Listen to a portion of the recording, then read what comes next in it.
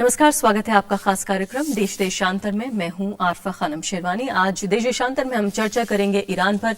Iran के विदेश मंत्री जावेद जरीफ भारत की 2 दिनों की यात्रा पर हैं। फिलहाल उनकी मुलाकात उपराष्ट्रपति मोहम्मद हामिद अंसारी से हो चुकी है। साथ ही यात्रा का एक और अहम हिस्सा विदेश मंत्री सलमान खुर्शीद से बैठक में शामिल है और माना यह जा रहा है कि यात्रा का मकसद ईरान पाकिस्तान भारत पाइपलाइन है, जो कि कई सालों से अधर्म है। इसका सीधा फायदा होगा भारत की ऊर्जा जरूरतों को पूरा करने के मद्देनजर, चूंकि इस पाइपलाइन का रास्ता पाकिस्तान से होकर आता है और इसीलिए भी कई तरह की मुश्किलें खड़ी हुई हैं। साथ साथ छाबहार पोर्ट का काम भी पूरा होने जो है वो भी प्राथमिकताओं में शामिल है इस बार, जिससे भारत को मध्य एशिया को अफगानिस्तान का सीधा मध्य एशिया और साथ साथ अफगानिस्तान को जो है सीधा रास्ता हासिल होगा। यूरोपीय संघ व अमेरिका ने हाल ही में ईरान पर जो प्रतिबंध लगाए थे उनको कम किया है और इसी पृष्ठभूमि में अगर देखा जाए तो जरीफ की जो मौजूदा यात्रा है वो और भी महत्वपूर्ण हो जाती है। जिस तरह से भारत जो है वो तेल का निर्यात करता है, दूसरा बड़ा निर्यातक था अभी 2 साल पहले भी अगर देखा जाए ईरान जो एक्सपोर्टर था ईरान भारत के लिए। मेरे साथ कई खास मेहमान इस मुद्दे पर चर्चा के लिए मौजूद हैं। मेरे साथ हैं शिव शंकर मुखर्जी, पूर्व राजदूत हैं। इसके अलावा जावेद नकवी हैं, वरिष्ठ पत्रकार।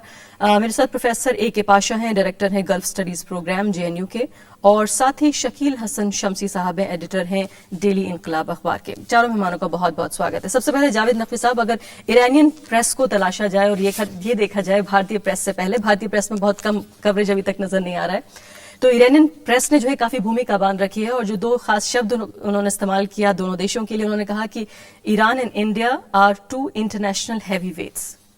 तो ये क्या कहना चाहता है ईरान जब हैवी वेट्स कह रहे हैं वो? ये तो इसमें अक्सर लोगों ने कहा है, हम अमेरिका भी आता है तो हमको इसी तरह से तेल मालिश करके जाता है, ईगो मसाज करके जाता है। ये तो एक अलग है जो रूप है, उसको मुखर्जी साहब जरा आसानी से बताएंगे कि ये क्यों किया जाता है डिप्लोमेसी में, एक दूसरे की तारीफें इस तरह से। लेकिन ये है कि जो इस वक्त जो पोलराइजेशन हमें दिखाई दे रहा है साउथ एशिया में, वो हिंदुस्तान और पाकिस्तान के कॉन्टेक्स्ट में अगर हम उसको देखें, ईरान को और सऊदी अरेबिया का भी यहाँ पे क्राउन प्रिंस आया हुआ है या जाने वाला है, इजराइल के साथ भी कुछ सिक्योरिटी के वो हुए हैं। अब उसमें अगर आप देखें तो ईरान अकेला है, इजराइल और सऊदी अरेबिया मिले हुए हैं सीरिया को लेके। ठीक है जावेद साहब, थोड़ा सा मैं चाहूंगी कि प्रोग्राम के इस हिस्से में थोड़ा सा हम आर्थिक मुद्दों पर बात करें और फिर राजनीति की तरफ आए। कि फिलहाल जो बात हो रही है खासकर जो गैस पाइपलाइन का तो ये है कि अभी कल ही परसों की बात है, वहां के पाकिस्तान के अफसरान ने कह दिया है कि it's of the table pipeline जो है, और उन्होंने बड़ी घिसी पिटी बातें, बिल्कुल जैसे कि जरदारी साहब के जमाने में था कि उस पर वो तो विजिट भी किया उन्होंने तेहरान। अब वहां पे खबर ये थी कि नहीं साहब, वो तो जब सैंक्शंस हैं और जब फाइनेंसेस की प्रॉब्लम है तो हमारी क्या बिसात है। ये एक बहानेबाजी है, क्योंकि वहां के जो प्रधानमंत्री है नवाज शरीफ, उनका बहुत करीबी रिश्ता है सऊदियों के साथ, बिजनेस का भी है, पर्सनल भी है। जब वो एग्जाइल में थे वहां तो उनके साथ बहुत अच्छा सलूक किया था उसका कुछ वो। तो ये देखना बहुत जरूरी है कि अगर पाकिस्तान नहीं राजी है तो ये ईरान पाकिस्तान इंडिया पाइपलाइन कैसे बनेगी। पाकिस्तान का होना तो बहुत जरूरी है उसमें, चाहे वो दूसरी तरफ से टापी भी ले लें। लेकिन कुछ डिप्लोमेट्स के जरिए ये भी बात कही जा रही है कि क्या पाकिस्तान को हम रास्ते से हटा के भी कुछ कर सकते हैं? क्या ऐसी कोई ज्योग्राफी इस बात की कोई संभावना देती है? संभावना ये है, पुराना 30 साल पुराना एक प्लान था कि ओमान से डीप सी पाइपलाइन निकाल के आप ले आइए। मतलब ये कि ईरान के पास इतनी गैस है वो वहां से, और ईरान ने कल, बल्कि वो मैं देख रहा था वजीर खारजा का इंटरव्यू ईरान के, और उन्होंने कहा कि ईरान से ओमान से तो हमारे बहुत अच्छे रिश्ते हैं, हमारे भी रिश्ते अच्छे हैं ओमान से, तो ये वाई मीडिया बन सकता है। लेकिन इतना कॉस्ट उसमें इन्वॉल्व होगा, तो मैं समझता हूँ ये एक रेड हेरिंग है। डीप सी पाइपलाइन हो इतनी, और उसमें भी कितना वक्त लगेगा, सिर्फ इसलिए कि पाकिस्तान का मूड को दूसरा मुख्तलिफ दिखाई दे रहा है। मैं समझता हूँ उसके लिए पाकिस्तान को साथ में लेके चलना बहुत जरूरी, क्योंकि अफगानिस्तान लेकिन ऐसे वक्त पे जबकि माना जा रहा है कि नवाज शरीफ जो दरअसल भारत के दोस्त हैं और इस बात का आरोप वहां पर लगता है उन पर, अगर उनके दौर में भी ये डील नहीं हो पाएगी तो इससे क्या अंदाजा लगाया जाए कि भारत और पाकिस्तान के रिश्ते कभी भी उस स्तर तक नहीं पहुंचेंगे जहां बहुत ज्यादा राजनीति शामिल नहीं है, बल्कि पूरा एक तरह से अर्थ से जुड़ा मामला है। तो ये तो एक कॉन्ट्रडिक्शन है ना, कि सही कह रही हैं आप कि नवाज शरीफ साहब का ये मानना है कि हिंदुस्तान के साथ रिश्ते अच्छे हों। वहां पे सऊदी अरेबिया का पूरा डेलीगेशन गया इस्लामाबाद, उन्होंने भी यही कहा कि हिंदुस्तान के साथ रिश्ते अच्छे हों। सवाल यह है कि हिंदुस्तान के साथ रिश्ते अच्छे हों लेकिन ईरान के साथ आपके रिश्ते खराब हों, ये भी सऊदी अरेबिया चाहता है पाकिस्तान की तरफ से। और जो वहां की हुकूमत है उसका भी कुछ इस तरह का मिजाज है बनिस्बत पीपीपी की जब हुकूमत थी उसके बरक्स। तो आप देखेंगे कि ये एक क्राइसिस है यहाँ पे। तो अब वो कह रहे हैं कि नहीं साहब, अगर क्योंकि पाकिस्तान जब राजी नहीं है तो हमें कोई दूसरा तरीका ढूंढना, फिर वो चाबहार का भी एक है एंगल तो दिखा उसमें भी रहे बात हैं। करेंगे जी। जरूर। एम्बेसडर मुखर्जी, ये बताइए कि फिलहाल ईरान की तरफ से जो $500 मिलियन का जो लोन की बात कही गई थी वो भी तेहरान ने अपने पैर खींच लिए हैं वापस। इससे क्या इंडिकेशन होता है? अभी तक हम ये समझ रहे हैं कि जो ये ईरान से होकर पाकिस्तान के जरिए जो भारत पहुंचने वाली थी ये पाइपलाइन, ये दरअसल पाकिस्तान मुश्किल पैदा कर रहा है इसलिए नहीं हो रहा है। लेकिन ये जो तेहरान की तरफ से ये मूव है ये हमें क्या बताता है? देखिए, वो पाइपलाइन का जहाँ तक बात है वो पहुंचने वाला कभी नहीं था। उसकी चर्चा बहुत हो रही थी और बहुत सारे स्टडीज हुए थे, लेकिन उसके पॉसिबिलिटीज पहले से ही उसमें काफी मुश्किलें थी। और यहाँ भारतवर्ष में भी ये कहा जा रहा था कि सिक्योरिटी के तहत ये नामुमकिन है। अब सिक्योरिटी के क्या क्या अंश हैं, यानी आप ये कह रहे हैं कि भारत पाक रिश्तों का अगर मौसम खराब होता है तो फिर उस हालत में क्या हो सकता है? क्या ये बात? वो पाइपलाइन जो है जैसे आएगा भारतवर्ष के अंदर सेंट्रल एशिया से, तो उसको डैमेज करना बहुत आसान काम है। लेकिन जो इसको चाहते हैं वो, उनका कहना ये है कि ब्लो अप करना आसान है लेकिन उसको रिपेयर करना भी आसान है। तो क्या हम हर रोज वहाँ टीम्स भेजेंगे उसको रिपेयर करने के लिए? नहीं, क्या ऐसा कोई प्रावधान नहीं है कि कुछ ऐसे सेफ गार्ड्स लगा दिए जाएं, कोई इंटरनेशनल रूल्स रेगुलेशंस के तहत कि पाकिस्तान बाध्य हो कि ऐसा कुछ ना कर पाए? देखिए, इंटरनेशनल रेगुलेशंस का माने तभी होता है जब इंटरनेशनल रेगुलेशंस दोनों तरफ या जो भी उसके नीचे हस्ताक्षर करते हैं वो उनको मानते हैं। अब इंटरनेशनल रेगुलेशंस बहुत कुछ कहती है लेकिन न मानने वाले भी बहुत हैं। तालिबान है, पाकिस्तान है। क्या आप ये कहना चाह रहे हैं कि कभी संभव नहीं होगा कि ये? मेरे ख्याल से ये तो कभी संभव नहीं होगा या संभव होगा, ये थोड़ा एक्सट्रीम लैंग्वेज है। मेरे ख्याल से शॉर्ट टर्म में ये नहीं होगा। और जैसे जावेद ने कहा, बिल्कुल सही कहा, ये जो ओमान की बात थी कि डीप सी पाइपलाइन लगा के एक ऑल्टरनेटिव बन सकता है, वो पहले से ही पता था कि ये बिल्कुल नामुमकिन है। इसका जो कॉस्ट होगा, अब देश के अंदर ही कृष्ण गोदावरी बेसिन में एक कंट्रोवर्सी जब छिड़ गया है, तो ये तो कमर्शियली ही, सिक्योरिटी की बात छोड़िए, कमर्शियली ही ये नहीं हो सकता। डॉक्टर पाशा, अगर इस पाइपलाइन को हम देखें, काफी हाइप्ड है ये पाइपलाइन, और जब भी जिक्र आता है ईरान और भारत के आर्थिक रिश्तों का खासकर तो इस पाइपलाइन का जिक्र जरूर होता है। क्या हमारे दर्शकों के लिए आप ये बता पाएंगे कि अगर ये पाइपलाइन वाकई एक रियलिटी, एक हकीकत बन पाती तो क्या ऐसा फायदा हो सकता था?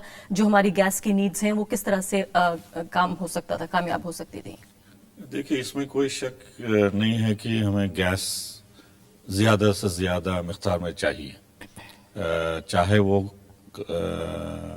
ट्रांसपोर्टेशन के लिए या पावर जनरेशन के लिए या डोमेस्टिक यूज के लिए। गैस की अहमियत बढ़ती जा रही है दिन ब दिन, और हम सिर्फ कतार से एलएनजी की रूप में इंपोर्ट कर रहे हैं। हालांकि बात चल रही है अल्जीरिया से, इजिप्ट से वगैरह वगैरह, लेकिन जो सॉलिड कमिटमेंट है सिर्फ कतार से ही है।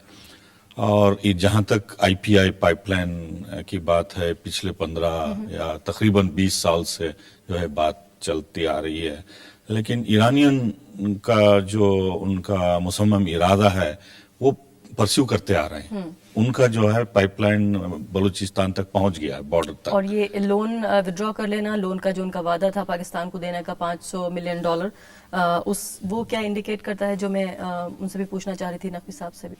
नहीं, वो एक्चुअली प्रेशर टैक्टिक की तरह यूज करना चाहते हैं वो, क्योंकि जो प्रॉब्लम्स, कठिनाइयां जो पाकिस्तान खड़ा कर रहा है इस मामले में, ईरान वाले भी नाखुश हैं इससे। क्या इससे ईरान और पाकिस्तान के जो रिश्ते हैं, क्या उसका भी एक प्रभाव है इस पाइपलाइन पर? जरूर, क्योंकि अब जो है सऊदी अरेबिया और पाकिस्तान के ताल्लुकात इतने गहरे होते जा रहे हैं, और जब अमेरिकी सोल्जर्स अफगानिस्तान से निकलेंगे और ईरानियन का भी शुबा क्या होने वाला है अफगानिस्तान में, हिंदुस्तान से मिलता जुलता है। तो इसको मद्देनजर रखते हुए मेरे ख्याल से ईरान जो कार्रवाई कर रहे हैं वो उनके नेशनल इंटरेस्ट में कर रहे हैं, लेकिन उससे एक मैसेज ये मिलता है कि अब हिंदुस्तान के साथ वो काफी गहरे रिश्ते के लिए तैयार हैं और करना चाहते हैं। तो डॉक्टर पाशा, जो ईरान जो आपने कहा है कि वो काफी मजबूती के साथ इसको परस्यू कर रहा है, आगे बढ़ रहा है, तो इससे उनका जो आर्थिक फायदा है वो भी काफी मजबूत है, काफी बड़ा है, और ये भी एक खास वजह है, और इससे कहीं ना कहीं पोलिटिकल जो नजदीकियां हैं वो भी ईरान से बनेंगी। जी, बहुत सालों से हमें वो बताते आ रहे हैं कि ये पाइपलाइन उनके नेशनल इंटरेस्ट में ही नहीं, लेकिन उनकी जो पॉलिसी है साउथ एशिया में, वो पीस पाइपलाइन करके पुकारते हैं कि वो भारत और पाकिस्तान के बीच में जो है जो इत्तेहाद और अमन जिसको होना चाहिए उसकी तरफ ये एक बहुत बड़ा कदम मानते हैं वो। यानी शांति की गैस आएगी जी, क्योंकि वो चाहते हैं कि ये दोनों बड़े देश यहाँ साउथ एशिया में लड़ झगड़ के जो है उन पे भी काफी असर होता है। यहाँ तक कि उनका ये मानना है कि जब भी भारत और ईरान करीब होते हैं तो वहां पे शिया लोगों पे अटैक होता है। तो ये ओपनली खुल के कहते आ रहे हैं, सेक्टेरियनिज्म वहां बढ़ता आ रहा है। तो इस लिहाज से जबकि सऊदी अरेबिया उनको आइसोलेट करने की कोशिश कर रहा है, चाहे वो सीरिया के मामला में हो, बहरीन हो या मिस्र हो या वगैरह वगैरह, तो ईरान ये मैसेज देना चाहता है कि उनके पास ऑल्टरनेटिव है, रूस और चीन के अलावा भारत भी है जो उनका कदम बढ़ाना चाहता है। शकील समझी साहब, ये बताइए कि छह बहार, अगर सही से मैं प्रोनाउंस कर पा रही हूँ, क्योंकि कई बार जैसे मैंने कहा दूसरा जो हाइप्ड वर्जन है चीज है वो ये छह बहार पोर्ट भी है, इसका क्या सिग्निफिकेंस, महत्व क्या है? और जिस तरह से कहा जाता है कि ये सेंट्रल एशिया का दरवाजा खोलेगा भारत के लिए, अफगानिस्तान से जो पहुंच है वो सीधी हो जाएगी, किस तरह से ये प्लेस्ड है और क्या फायदा इसका होने जा रहा है? देखिए, जो इस वक्त हालात हैं, सबसे जो जिस पर पहले जरूरी बात करना वो ये कि पाकिस्तान और ईरान के बीच में जो इस वक्त तनाव है, आपको मालूम है पाकिस्तान के पाकिस्तान के विद्रोहियों ने, वहां के बलूचिस्तान के लोगों ने 5 उनके सैनिकों को पकड़ कर ले गए, और ईरान को ये नौबत आ गई कि ईरान ने कहा हम अपने सैनिक भेजकर वहां पर हमला करेंगे। तो पाकिस्तान के साथ जो हालात चल रहे हैं इस वक्त ईरान के, वो इतने ज्यादा संजीदा हैं कि जो भारत के साथ पोजीशन है, तकरीबन सरहद पर वैसी ही पोजीशन पैदा हो जा रही है आतंकवादियों की वजह से। यानी कि वहां पर पाकिस्तानी फौज कुछ ना भी कर रही हो तो आतंकवादियों की वजह से ये हो रहा है कि बिल्कुल जो कश्मीर की सरहद पर हिंदुस्तान के साथ है, तकरीबन वैसा ही बलूचिस्तान के ऊपर भी हालात पैदा हो रहे हैं। तो ऐसे हालात में गैस पाइपलाइन के बारे में सोचना और उसके बारे में कभी तस्वुर लाना, ये बहुत गैर मुमकिन सी बात है, क्योंकि पाकिस्तान के जो अंदर लोग बैठे हैं वो पाकिस्तान के भी उतने ही दुश्मन है, वो पाकिस्तान के दुश्मन है, ईरान के दुश्मन है, हिंदुस्तान के दुश्मन है, तीनों मुल्कों के वो लोग दुश्मन है, और हर चीज को वो चाह रहे हैं कि किसी सूरत में ये मटेरियलाइज ना होने पाए। तो गैस पाइपलाइन के बारे में सोचना या उसके बारे में तस्वुर करना, लेकिन ये जो आप संकट बता रहे हैं फिलहाल, तो ये तो मौजूदा संकट है और उम्मीद की जाएगी कि कुछ दिनों में ये तो मसला हल ही हो जाएगा। लेकिन जो नॉर्मल, जो सामान्य दिनों में ताल्लुकात, जो संबंध हैं ईरान के और पाकिस्तान के, आप उनका भी जिक्र कर रहे हैं। हाँ, वो भी खराब है। वो रोजाना जो वहाँ एक तरीके से शियों को टारगेट किलिंग की जा रही है, उसका असर पड़ता है। ईरान के आप अखबारात देखिए, ईरान की जो मीडिया है उसको देखिए तो उसका असर पड़ता है। और वो रोजमर्रा के ताल्लुकात तो खराब हैं ही उनके साथ, और पाकिस्तानी बहुत कोशिश कर रहे हैं। और ये जो उन्होंने $500 मिलियन वापस देने के बाद की कुछ प्रेशर टैक्टिक्स भी है, लेकिन पाकिस्तान में मामला ये कि पाकिस्तान में कुछ सरकार है नहीं जो सरकार तालिबान से बात करने के लिए तैयार हो जाए, जो सरकार तालिबान को मेज पर बुलाने की बात करने लगे और फिर उसके बाद दूसरे दिन उन पर एयर रेड भी लेकिन करने क्या लगे। जिस तरह का तनाव हम कभी कभी देखते हैं सिस्तान के इलाके में, पाकिस्तान की सरहद पर, क्या उस तरफ भी जो सुन्नियों की हालत खराब है, कई बार ये पाकिस्तान ये बात उठाता है, तो क्या ये भी एक मुद्दा है इन दोनों देशों के बीच रिश्ते खराब होने का, जिसका असर पड़ रहा है पाइपलाइन पर? ये तो पाकिस्तान तो ये मसला नहीं उठाता। पाकिस्तान के तालिबान वगैरह जो आतंकवादी संगठन है वो सिस्तान में जो चल रहा है, या जो वहां पर आतंकवादी गतिविधियां होती रही या मस्जिदों में धमाके हुए, उसी इलाके में ईरान में अगर दहशतगर्दी हुई तो उस इलाके में बहुत हुई है, मस्जिदों वगैरह में अटैक किया गया।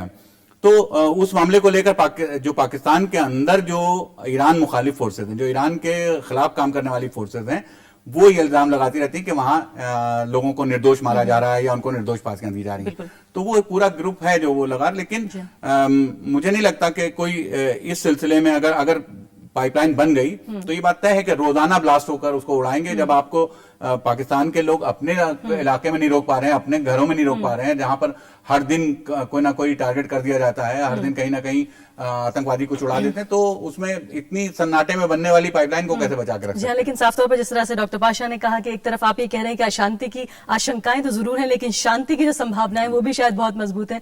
फिलहाल ब्रेक के बाद हम चर्चा करेंगे जो राजनीतिक रिश्ते हैं दोनों देशों के, उस पर चर्चा करेंगे ब्रेक के बाद।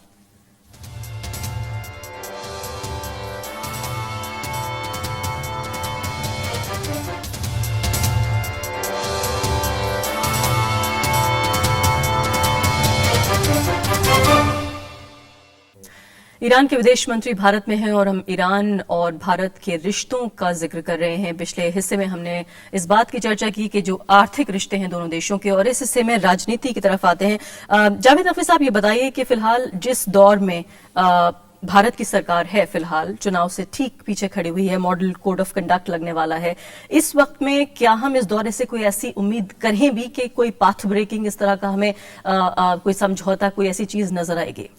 देखिए, एक्शन कहीं और हो रहा है, एक्शन कहीं और हो रहा है। और हिंदुस्तान का तो ये रिवाज है कि सरकार कोई भी हो, एक कंटिन्यूटी रहती है ज्यादातर फॉरेन पॉलिसी का, जहां तक सवाल है।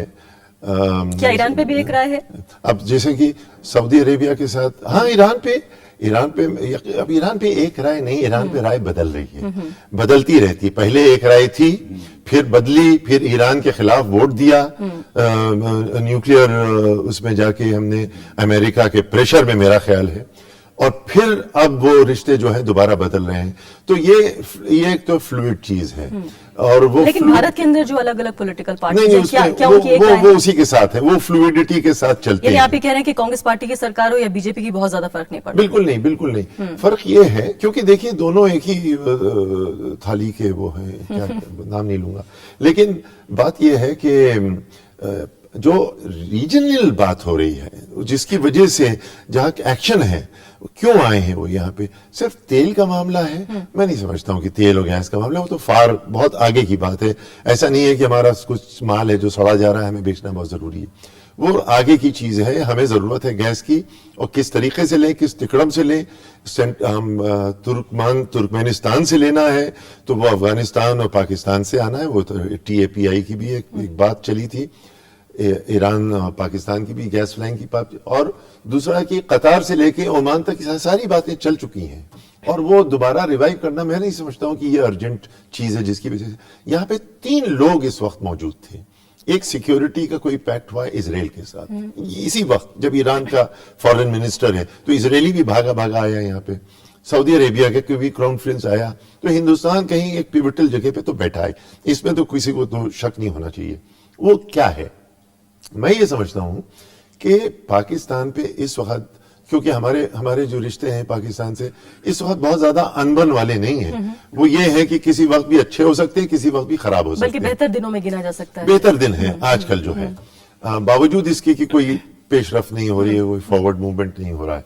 लेकिन जो असली बात है वो ये है कि सऊदी अरेबिया ने पाकिस्तान से 2 ब्रिगेड मांगे हैं कि आप हमारे पास आइए और हमारी सेवा कीजिए। वो ये डायरेक्टली नहीं कहना चाह रहे हैं कि आप सीरिया में जाके लोगों को ट्रेन करने लगिए, लेकिन बात वहां पे इतनी बात उछली कि ऑपोजिशन पार्टी ने, PPP ने इस पे सवाल किया, जिसपे कि वहां के जो फॉरेन पॉलिसी एडवाइजर है अजीज साहब, उन्होंने ये बयान दिया कि नहीं, कोई पॉलिसी नहीं बदली है, लोगों का फिर भी यकीन नहीं है, और न्यूज़पेपर्स ने कहा कि ये झूठ बोल रहे हैं। तो ये चीज है कि सऊदी अरेबिया को पाकिस्तान की जरूरत है, तो ईरान के ऊपर वो अंकुश नहीं छोड़ेगा उस पर।